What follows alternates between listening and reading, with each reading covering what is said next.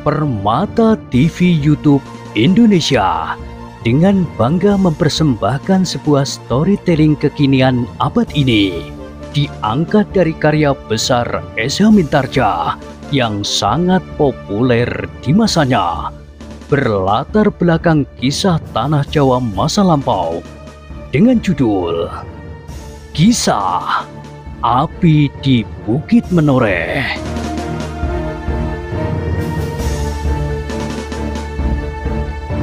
Pada kesempatan yang sangat baik ini, kita masuk pada episode yang ke-532. Selamat menikmati.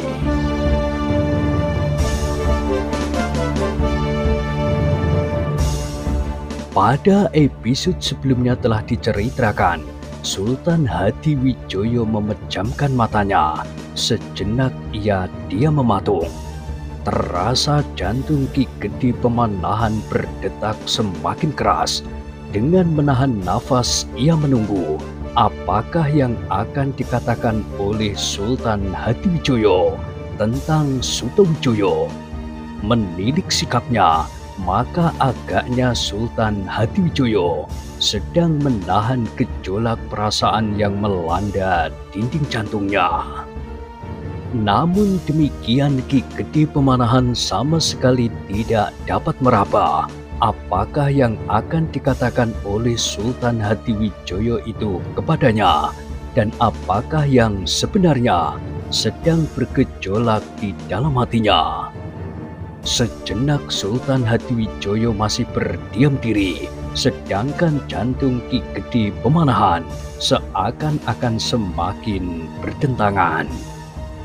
Ki Gede Pemanahan menahan nafasnya ketika ia kemudian melihat Sultan Hadiwijoyo membuka matanya. Tanpa berkedip, Ki Gede Pemanahan memandang wajah Sultan Hadiwijoyo sambil menunggu setiap patah kata yang akan diucapkan. Namun terasa darah Ki Gede Pemanahan itu berhenti mengalir ketika justru ia melihat Sultan Hadiwijoyo itu tersenyum. Senyum yang itu juga seperti senyumnya sebelum Ki Gede meninggalkan Pajang. Ki Gede Pemanahan, berkata Sultan Pajang, "Aku kagum atas kejujuran dan kesetiaanmu. Kau datang sendiri dengan tergesa-gesa. Ternyata kau tidak sempat memberitahukan lebih dahulu untuk menyampaikan laporan tentang kesalahan yang dilakukan oleh anakmu yang sudah aku angkat menjadi anakku. Jarang orang yang berbuat seperti itu, yang dengan dada tengadah menyatakan kesalahan diri." Kanjeng Sultan berhenti sejenak, lalu katanya, "Itu adalah ciri watakmu, Kakang. Sejak kita bersama-sama menegakkan Pajang, kau memang seorang yang pantas dikagumi.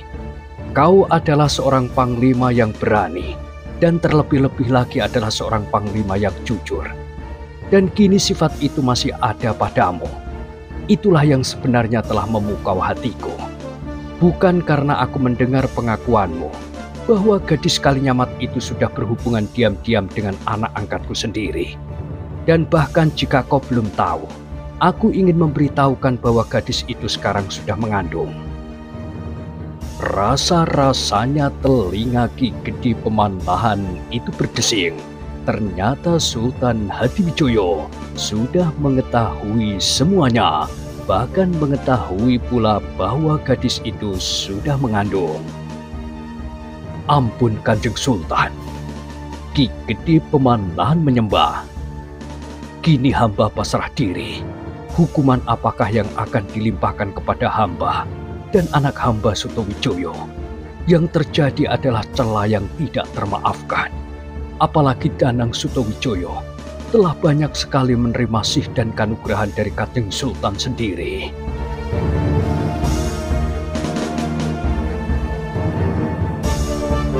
Tetapi Ki Gede Pemanahan menjadi semakin bingung ketika ia mendengar Sultan Hadiwijoyo itu tertawa perlahan. Dengan sareh ia pun kemudian berkata, "Kakang Pemanahan, Apakah sudah sepantasnya aku menjatuhkan hukuman atasmu dan Sutawijoyo? Tentu Kanjeng Sultan. Jika anak hamba telah melakukan kesalahan yang demikian besarnya, maka sudah sepantasnya bahwa hamba pun menerima hukumannya pula. Tetapi Sultan Hadiwijoyo tertawa pula, sehingga Ki Gede Pemanahan menjadi semakin bingung.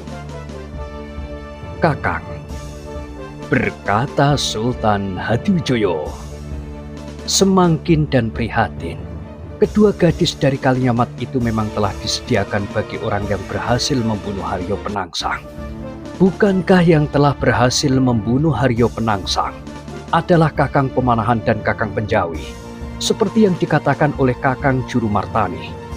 Tetapi sebenarnya aku pun mengetahui bahwa yang telah membenamkan tombak Kiai Pleret ke lambung Haryo Penangsang adalah Danang Sutawijoyo. Karena itu, bukankah sudah sewajarnya jika Sutawijoyo menerima hadiah yang dijanjikan oleh Kanjeng Ratu Kalinyamat itu?"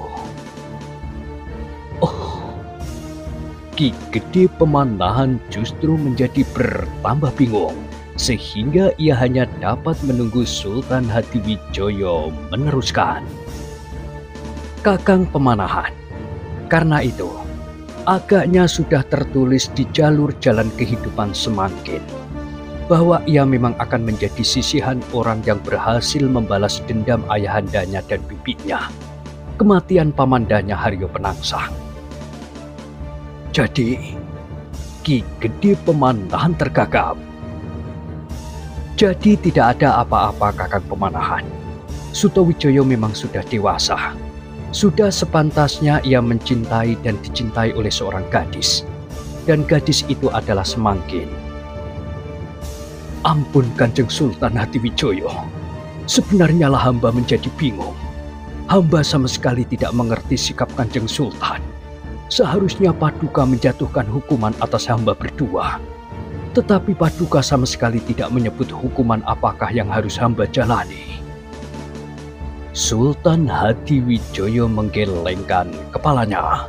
Katanya, "Tidak sepantasnya aku menjatuhkan hukuman kepada Sutawijoyo. Ia sudah berjalan menurut kodrat manusiawi. Yang dapat aku berikan hanyalah sekedar pesan bahwa sebaiknya Sutawijoyo tidak melakukannya terhadap setiap gadis atau perempuan yang dikehendakinya."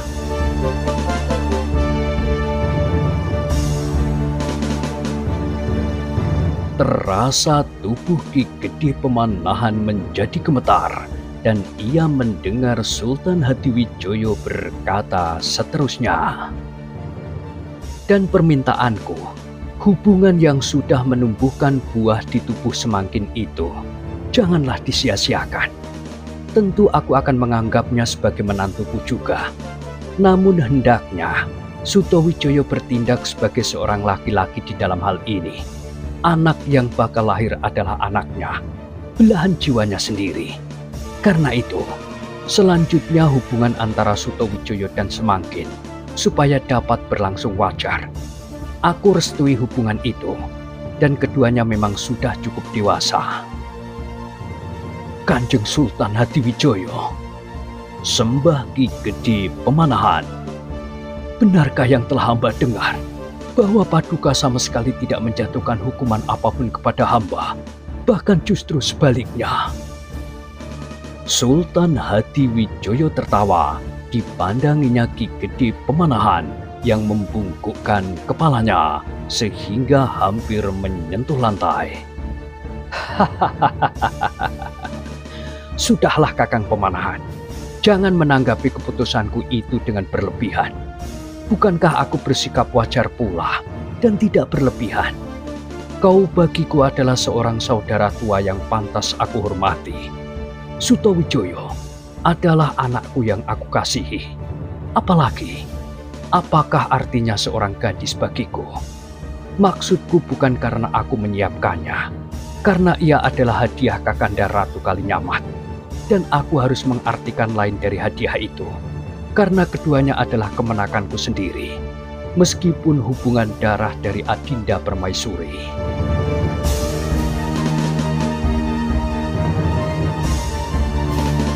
Ki Gede Pemanahan untuk beberapa saat justru tidak dapat berbicara sepatah kata pun. Kakang, sebenarnya aku tidak dapat berpura-pura bersih di dalam hal ini, apalagi terhadap Kakang Pemanahan yang mengetahui Karebet itu seutuhnya, luar dan dalam. Karena itu, aku tidak bermaksud mengatakan bahwa aku bersih dari nafsu. Bahkan mungkin Kakang Pemanahan menganggap aku sebagai seorang tua yang tidak tahu diri. Dan aku pun tidak ingkar bahwa kelemahanku adalah pada seorang perempuan. Tetapi tentu tidak untuk menjatuhkan hukuman kepada Sutowijoyo karena ia mencintai seorang gadis.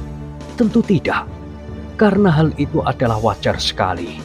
Dan betapa ganasnya seekor harimau, tetapi ia tidak akan menelan anaknya sendiri. Ki Gede Pemanahan tiba-tiba saja bergeser maju. Didekapnya kaki Sultan Hadiwijoyo sambil berkata, "Kanjeng Sultan adalah seorang yang berhati selapang lautan." Sambil menepuk bahu Ki Gede Pemanahan, Sultan Hadiwijoyo berkata, "Sekali lagi Kakang, jangan menanggapi sikapku berlebihan." Ki Gede Pemanahan mundur setapak. Sambil menyembah, ia berkata, "Hamba mengucapkan terima kasih yang sebesar-besarnya. Hamba tidak tahu bagaimana hamba akan membalas kebaikan budi Kanjeng Sultan." Tidak ada yang harus dibalas. Jika kita berbicara tentang hutang budi, maka hutangku kepada Kakang Pemanahan jauh lebih banyak dari yang pernah aku berikan. Karena itu sudahlah, kita lupakan apa yang sudah terjadi. Tetapi jangan dilupakan pesanku kepada Sutowijoyo. Semua pesan Paduka akan hamba sampaikan. Terima kasih Kakang. Dan pesanku yang lain, aku sudah rindu kepadanya. Aku mengharap ia datang ke Pajang. Terasa sesuatu berdesir di dada Ki Gede Pemanahan. Anaknya adalah anak muda yang keras hati, dan ia telah mengajarinya untuk berbuat seperti yang dilakukannya sekarang. Kembali dada Ki Gede Pemanahan telah ditusuk oleh penyesalan yang tajam. Namun semuanya itu telah terjadi, dan ia tidak akan dapat menghapus ketergesa-gesaannya yang pernah dilakukannya itu. "Nah, Kakang," berkata Sultan Pajang kemudian, "apakah masih ada persoalan lain yang akan Kakang katakan?" "Tidak Kanjeng Sultan, hamba datang untuk menyampaikan penyesalan dan pasrah diri. Tetapi Paduka telah melimpahkan keluhuran budi yang tiada taranya. Karena itu, hamba hanya dapat mengucapkan beribu-ribu terima kasih." "Jika demikian, baiklah Kakang. Aku kira aku sudah cukup lama menerima Kakang. Sekarang Kakang dapat beristirahat. Pada saatnya Kakang Pemanahan akan pulang ke Mataram. Aku hanya dapat mengucapkan selamat jalan." "Terima kasih," sembah Ki Gede Pemanahan. "Hamba mohon diri Paduka."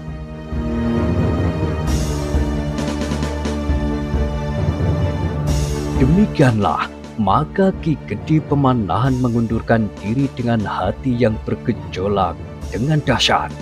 Gambaran yang pernah bermain di angan-angannya sama sekali tidak terjadi. Ia menyangka bahwa ia akan digantung di alun-alun atau dihukum bicis di Simpang 4 karena selain kesalahan Sutowijoyo, tentu Sultan sebenarnya menjadi sangat marah pada saat ia meninggalkan Pajang tanpa pamit, dan dengan demikian memaksa Sultan Pajang untuk menyerahkan alas Mentaok yang sudah dijanjikannya. Namun yang terjadi adalah sebaliknya. Atas desakan beberapa orang sahabatnya, maka Ki Gede Pemanahan masih diminta untuk tinggal semalam lagi di Pajang. Beberapa orang di antara mereka masih ingin berbicara dan bercerita tentang banyak hal yang menyangkut alas Mentaok. Sebenarnya lah bahwa Ki Gede Pemanahan kurang berhati-hati menghadapi para pemimpin dan senopati Pajang yang nampaknya sangat ramah dan baik hati. Berbeda dengan Sultan Hadiwijoyo yang dengan jujur menanggapi sikap Ki Gede Pemanahan yang jujur itu pula, maka beberapa orang pemimpin dan senopati di Pajang ingin memancing keterangan dari Ki Gede Pemanahan. Bahkan ketika salah seorang dari mereka dengan terus terang bertanya tentang hubungan antara Sutowijoyo dengan gadis Kalinyamat itu, maka Ki Gede Pemanahan pun mengatakan bahwa hal itu sudah diserahkan kepada Sultan Pajang. "Apakah keputusan Sultan Pajang?" bertanya seorang perwira yang sudah setengah umur. Ki Gede Pemanahan ragu-ragu, namun akhirnya ia berkata, "Kami menunggu perintah Kanjeng Sultan. Kapan saja perintah itu datang." "Apakah Kanjeng Sultan menjadi marah?" "Aku tidak dapat membedakan apakah Sultan sedang marah atau justru sedang berkenan di hati," jawab Ki Gede Pemanahan. "Dan hal seperti itu selalu aku alami sejak aku masih menjadi Panglima Tamtama di Pajang." Perwira itu menarik nafas dalam-dalam. Sebenarnya lah bahwa Ki Gede Pemanahan pernah menjabat sebagai Panglima di Pajang. Selain persoalan Sutowijoyo, masih banyak lagi yang mereka perbincangkan. Kadang-kadang Ki Gede Pemanahan menganggap bahwa tidak sepantasnya ia berprasangka terhadap para perwira di Pajang. Mereka adalah orang-orang yang baik dan ramah.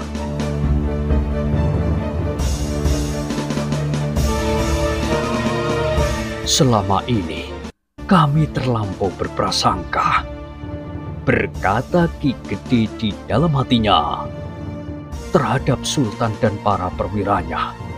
Ternyata mereka adalah orang yang baik dan bukan pendendam. Untunglah setiap usaha untuk melibatkan Pajang di dalam pertentangan dengan Mataram selalu gagal." Dan terbayang di angan-angan Ki Gede Pemanahan wajah seorang senopati yang bernama Daksino. Lalu katanya di dalam hati, "Tetapi terbukti juga ada senopati yang telah berusaha merusak sama sekali rencana kami untuk membuka tanah Mataram." Meskipun demikian, Ki Gede Pemanahan telah tenggelam ke dalam sikap yang baik dan ramah dari para perwira itu, sehingga ia menjadi agak lengah dan kadang-kadang memberikan keterangan tentang Mataram agak terlampau banyak. Memang ada di antara perwira yang benar-benar dengan jujur mengagumi perkembangan yang telah dicapai oleh Ki Gede Pemanahan dan Sutowijoyo. Namun ada pula di antara mereka yang dengan seksama mencari kelemahan-kelemahan yang ada pada Ki Gede. Namun kemudian ketika pembicaraan telah hilir mudik tidak menentu, salah seorang senopati bertanya, "Kapan Ki Gede akan kembali ke Mataram?" "Sebenarnya segera, tetapi baiklah, besok saja aku kembali ke Mataram. Besok pagi-pagi jika matahari terbit di timur." Senopati itu hanya mengangguk-anggukkan kepalanya saja tanpa menanggapinya.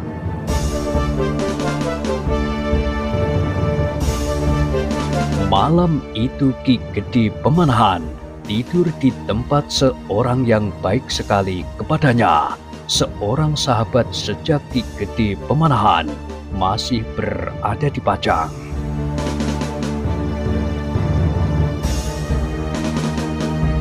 "Kau harus berhati-hati, Ki Gede," berkata orang itu. "Di Pajang banyak orang yang tidak senang melihat perkembangan Mataram." "Kenapa?" "Iri hati dan dengki." Ternyata mereka sangat baik dan sama sekali tidak perlu berprasangka. aku telah berbicara dengan mereka sehari-harian. Tetapi orang itu menggeleng. Katanya, "Kau hanya melihat kulit luarnya saja. Dalamilah apa yang mereka katakan dan renungilah setiap pertanyaannya." Ki Gede tidak menyahut, namun baginya sama sekali tidak ada alasan untuk mencurigai siapapun. "Kau terlampau bersih, sehingga kau pun menganggap orang lain tidak bercela."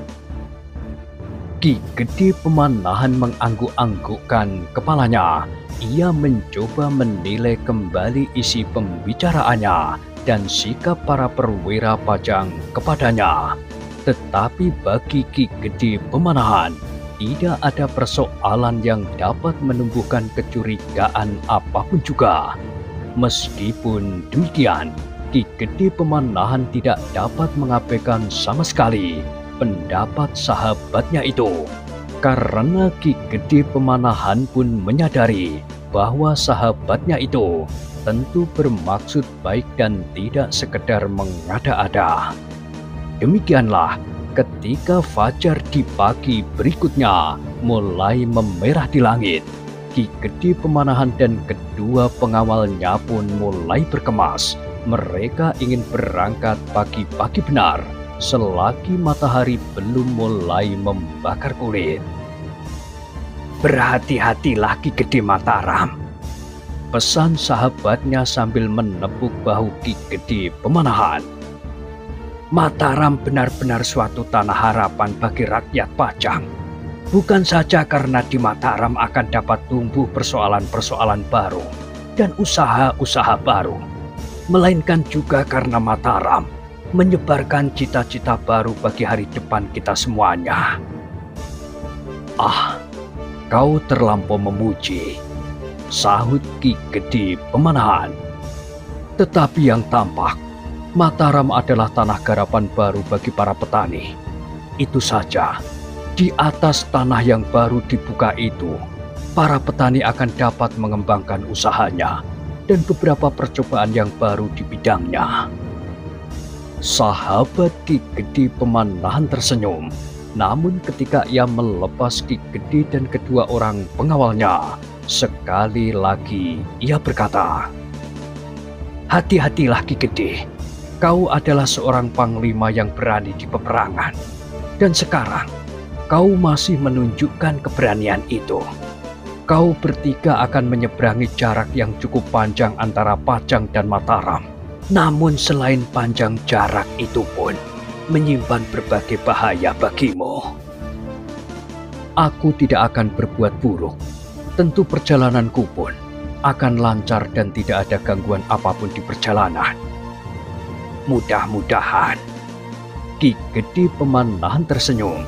Ia pun kemudian minta diri dengan lajunya bersama kedua pengawalnya. Ki Gede Pemanahan meninggalkan gerbang kota Pajang. Namun dalam pada itu, di luar pengetahuan Ki Gede Pemanahan, beberapa pasang mata mengawasinya dari kejauhan. Demikian Ki Gede Pemanahan meninggalkan gerbang, maka mereka pun menarik nafas dalam-dalam. Salah seorang dari mereka berkata, "Kita tentu akan berhasil.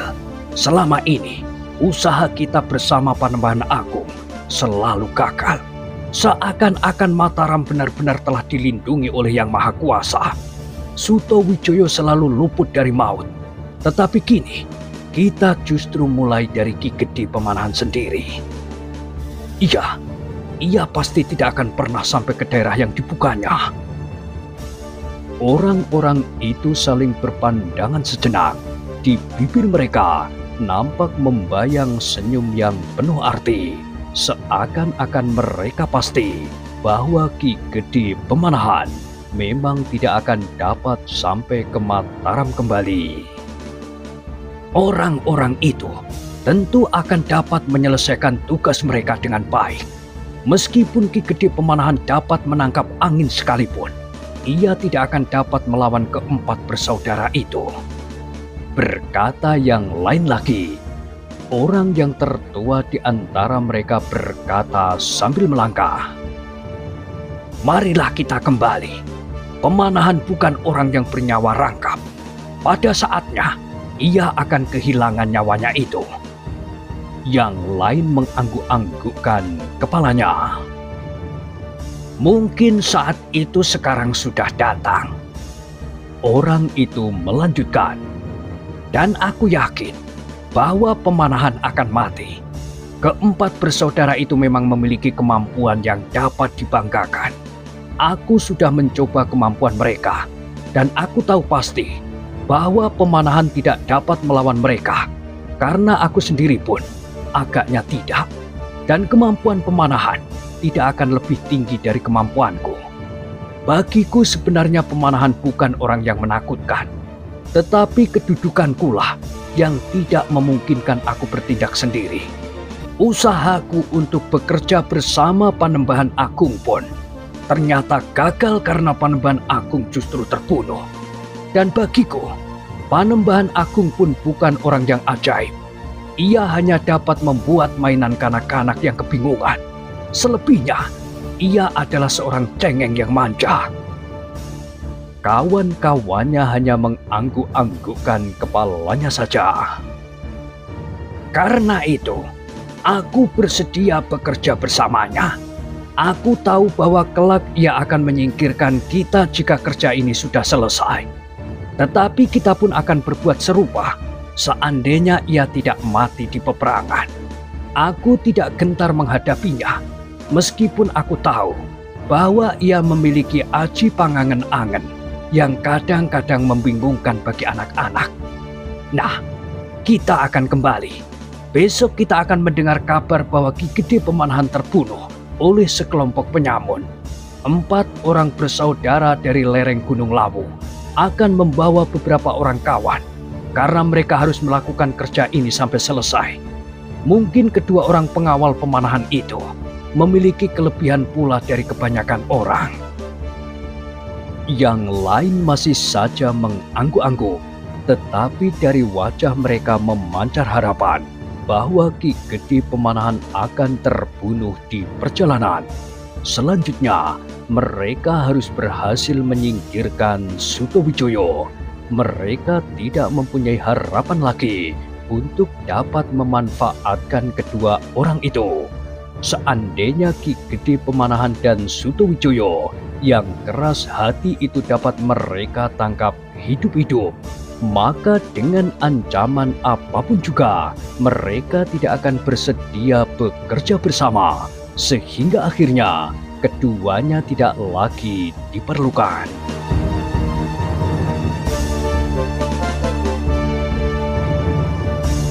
Dalam pada itu, Ki Gede Pemanahan sendiri yang sedang berpacu kembali ke Mataram hampir tidak pernah berbicara sama sekali. Angan-angannya sedang dipenuhi oleh kegelisahan yang pepat. Sikap Sultan Hadiwijoyo benar-benar telah menyiksanya justru karena semua kesalahan yang telah dilakukan oleh Sutowijoyo itu sama sekali tidak mendapat hukuman apapun juga. Kebaikan hatinya benar-benar membuat aku semakin merasa bersalah, berkata Ki Gede Pemanahan di dalam hatinya. Dan sikap Sutowijoyo yang keras membuat aku semakin menyesali kesalahan yang pernah aku lakukan. Terasa sesuatu bergejolak di dada Ki Gede Pemanahan. Ia menjadi sangat prihatin akan kekerasan hati Sutowijoyo yang benar-benar tidak mau datang menghadap ke Pajang. Aku adalah sumber kesalahan ini. Aku tidak dapat mengajari anakku mengenal kebaikan budi Sultan Pajang. Dan aku tidak dapat mengajari anakku berbuat sebagai seorang kesatria yang berwatak, karena ia sudah melakukan perbuatan tercela. Siapapun gadis itu, namun perbuatan itu bukannya perbuatan yang terpuji. Keluh Ki Gede Pemanahan di dalam hatinya. Lalu katanya, apalagi ia adalah gadis yang sebenarnya akan diperuntukkan bagi Sultan Hadiwijoyo sendiri. Namun sebuah kejanggalan telah melonjak pula di hatinya. Kedua gadis itu masih terlalu muda, sedang Sultan Hadiwijoyo sudah melalui masa-masa pertengahan umur seseorang. Sehingga karena itu, seperti kekecewaan telah membersit di hatinya. Tetapi Ki Gede Pemanahan cepat-cepat menyingkirkannya. Katanya di dalam hatinya, ia adalah seorang raja. Apapun yang dikehendaki akan terjadi.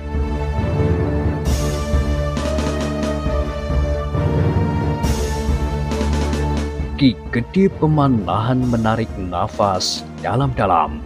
Di hatinya telah bergejolak perasaan yang bercampur baur.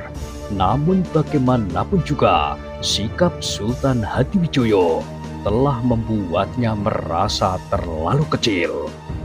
Ketiga ekor kuda yang meninggalkan Pajang itu berderap semakin cepat. Penunggangnya sama sekali tidak menghiraukan lagi keadaan di sekelilingnya, apalagi Ki Gede Pemanahan. Meskipun ia menatap lurus-lurus ke depan, namun agaknya tidak satupun yang dilihatnya. Ia sama sekali pasrah pada derap kaki kudanya. Hanya sekali-sekali ia terkejut dan memberikan arah dengan menggerakkan kendali. Dalam pada itu, sekelompok orang-orang yang garang telah menunggu dengan tegang. Mereka adalah 4 bersaudara dari lereng Gunung Lawu. Mereka adalah orang-orang yang memiliki kemampuan yang tinggi. Apalagi apabila mereka berempat berada di dalam satu pasangan. Dan apalagi mereka telah membawa beberapa orang kawan yang terpilih. Mereka menyadari bahwa orang yang kali ini harus diselesaikan adalah Ki Gede Pemanahan, seorang yang pilih tanding.